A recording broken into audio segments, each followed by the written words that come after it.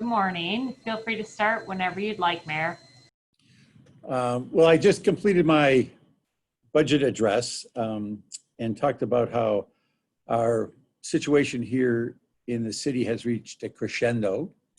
And it was a very sobering budget because it's a reflection of the long-term challenges we've had with the state of Wisconsin and really the failure of the state legislature to work with us to try to make sure that we can meet the basic needs of the city of Milwaukee. So again, very, very sobering, lots of challenges. I'm sure that there's parts that will be very controversial, but we have an obligation to do what we can with the resources we have. And right now we are in a situation, we knew coming into 2020 that this was going to be a challenging budget. What we didn't know was that we were going to also be facing COVID-19, the economic tsunami, the fight for racial justice. And those issues just made a very, very difficult budget much, much more difficult. And so now we're faced with the prospect of having a smaller police department, but not having the ability to use those savings to help other parts of the city. I will say that we are pleased that we're able to put $6.5 million into housing. That to me is a priority, but that comes from a completely separate pot of money that's segregated for housing only. But we were able to utilize that. So that's one of the victories, if you will, in the budget. But I'm happy to answer any questions if anybody has any questions. No. Mayor Barrett, this is Sheldon Dutez from WISN. For the 120 officers positions that are going to be cut, will these officers be laid off or will vacant positions not be filled going forward? The way we've got this structured is that usually we have several classes each year for new police officers.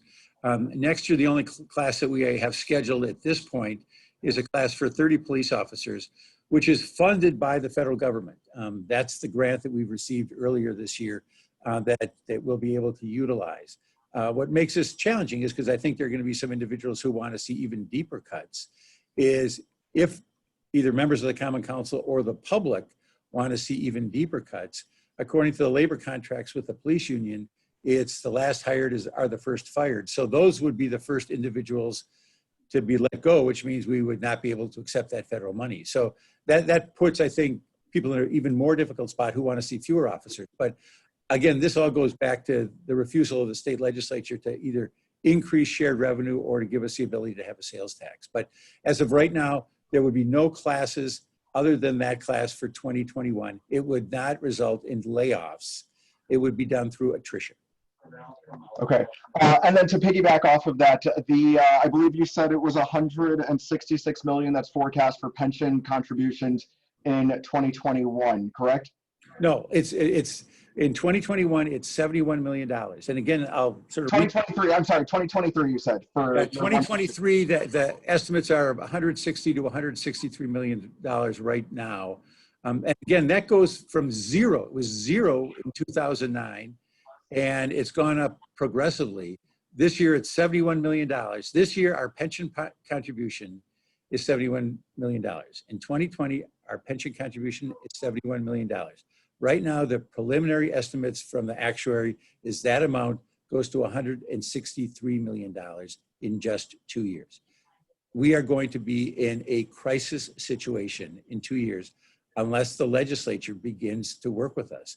And as I said, we are not blowing smoke. We are not playing fiscal games. The Wisconsin Policy Forum has recognized this. Business leaders have recognized this. Labor leaders have recognized this. It's time for the legislature to recognize this. And that 163, is that more than what those officers' salaries are budgeted for? Oh, it's not even close. It is a exponential increase in what we're doing. That is actually separate from the salary issue. Again, what we're talking about this year does not include that dramatic increase. We're building in a fringe benefit factor, but it does not include that huge increase. So that's what's going to happen in 2023, unless I honestly think the first order of business for the legislature in 2021 is to deal with the fiscal issues of this city. That's what I'm calling on the legislature to do, is to work with us, work with the governor, work with us to deal with the fiscal issues of this city. If they're in favor of public safety, if they want to see police officers, please work with us. I've been saying it for 3 years. Please work with us. We've got some serious issues here. We have not seen an increase in our shared revenue in 18 years.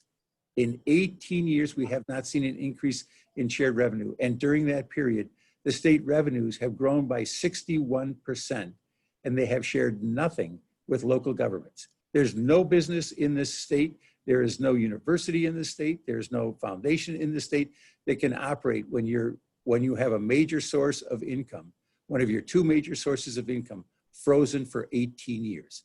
That's what we are facing with a legislature that I don't know. I don't know if they just hate Milwaukee or hate local government, but certainly there is a problem. And real quick, before I hand it over to some other reporters to ask some questions, the cuts to the police department, is this any way connected to calls to defund the police department?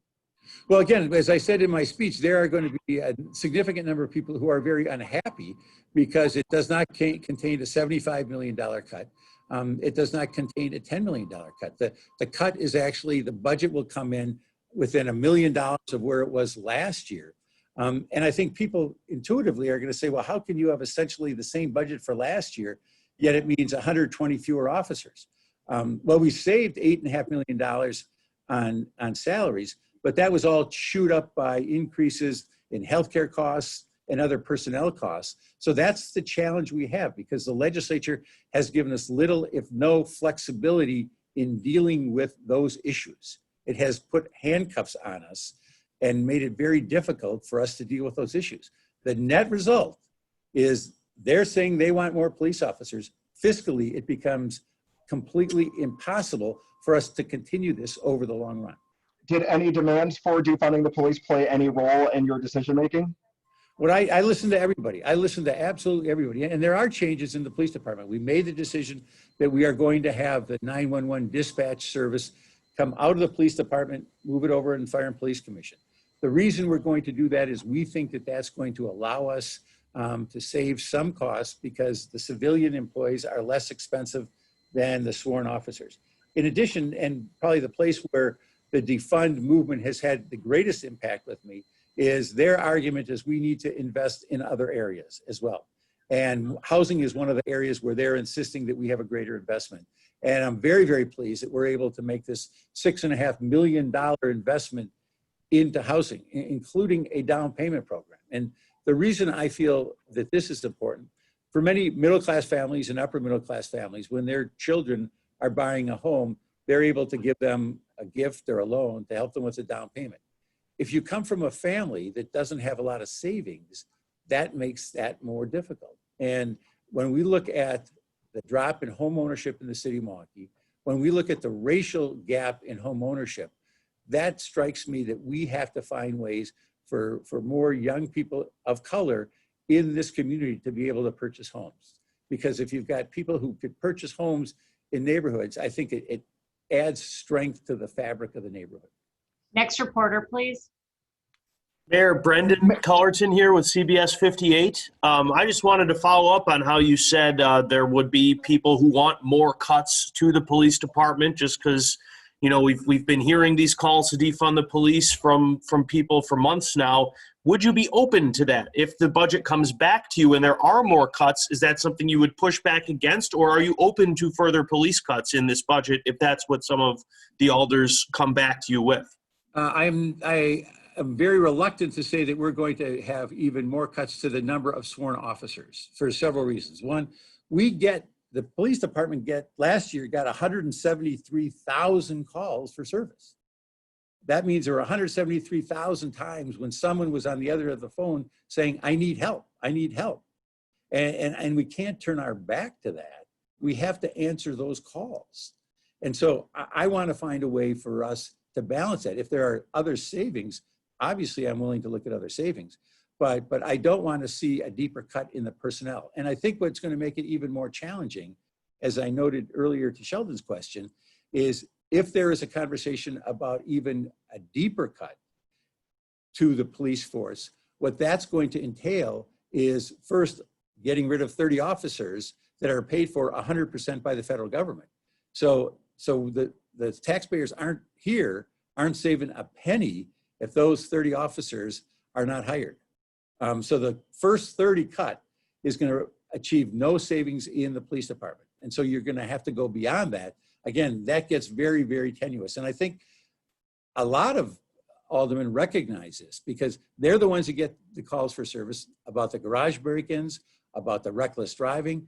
They're the ones that want to see responses in their neighborhoods. And I think they should get responded to for those calls. Mayor, Jeremy Janine from Urban Milwaukee, you mentioned that the bond rating was cut by not one, but 2 notches by S&P Global. What kind of impact does that have on the city's finances? Well, obviously, I think it'll probably have an impact on how much it costs us to borrow money, because that is how attractive it is to investors. And the less attractive it is to investors, the more you're going to have to pay them. So that, I would say, is the number one fiscal impact. And they recognize that we're drawing down the reserves. And again, for 3 years consistently, I've been saying to the state legislature, we've got a problem here. We've got a problem here. Please work with us. And back from Governor Walker and now the Republican legislature, they have refused to work with us on this issue. Mayor Jason Calvi here with Fox 6. The Common Council had passed this resolution calling for the model budget to have that 10% reduction in the police department budget. So, I mean, are you setting yourself up, because your budget does not go to that 10% limit there? Are you setting yourself up for a big fight with the aldermen this fall? I think you'd have to ask the aldermen that. I think the aldermen, as they look at this, how carefully crafted this budget is. If you look at the costs of the police department, between 91 and 93%, I might be off a couple percent on that, but between 91 and 93% of the costs of the police department are personnel costs. So any additional cuts mean fewer police officers. And I do not believe a majority of the members of the Common Council want to hear from constituents who fail to have their calls for service responded to. I might be wrong on that, but that's what I believe. Mayor Ryan Jenkins with TMJ4 here. You mentioned the cut to the 120 officers to the police department budget, but you also kind of pointed out that there's been a rise in public safety, the cost of public safety, rise in homicides, cracking down on reckless driving. Do you believe that 10% cut that was proposed is completely impossible at this point? Well, again, nothing's impossible. Nothing's impossible at all. But I think what we have to have is we have to have an honest conversation and say, all right, if we are going to do that, it is going to mean layoffs. It is going to mean significant cuts. It's going to mean that people's calls for service are not responded to. Just 3 years ago, 12 out of the 15 members of the Common Council wrote a letter to me and the Fire and Police Commission saying that they wanted the police to be more proactive in chasing reckless drivers. They wanted more activity there, which obviously means more money spent on that.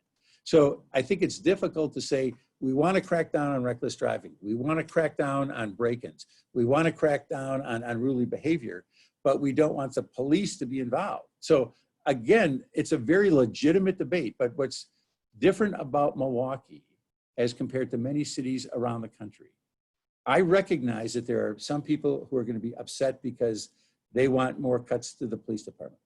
I recognize there are going to be people who are upset because they want more spending on the police department.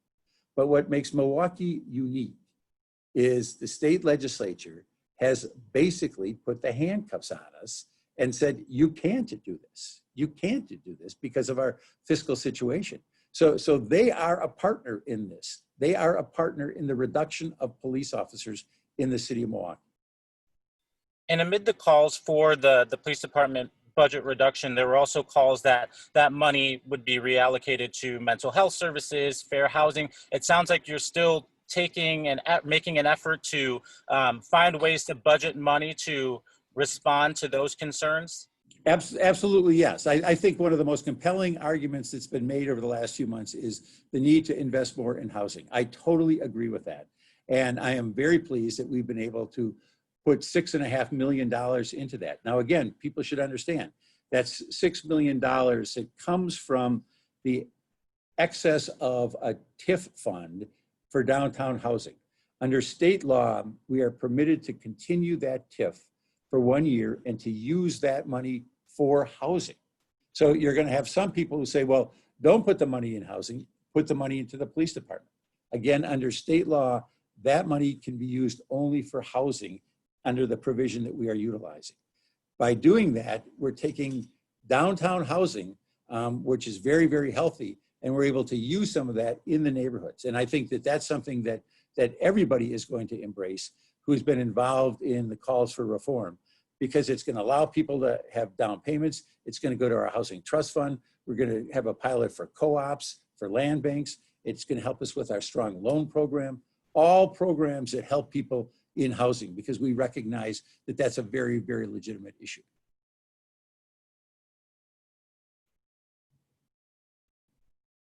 Any other questions? All right. Thank you very much. Thank you, everybody.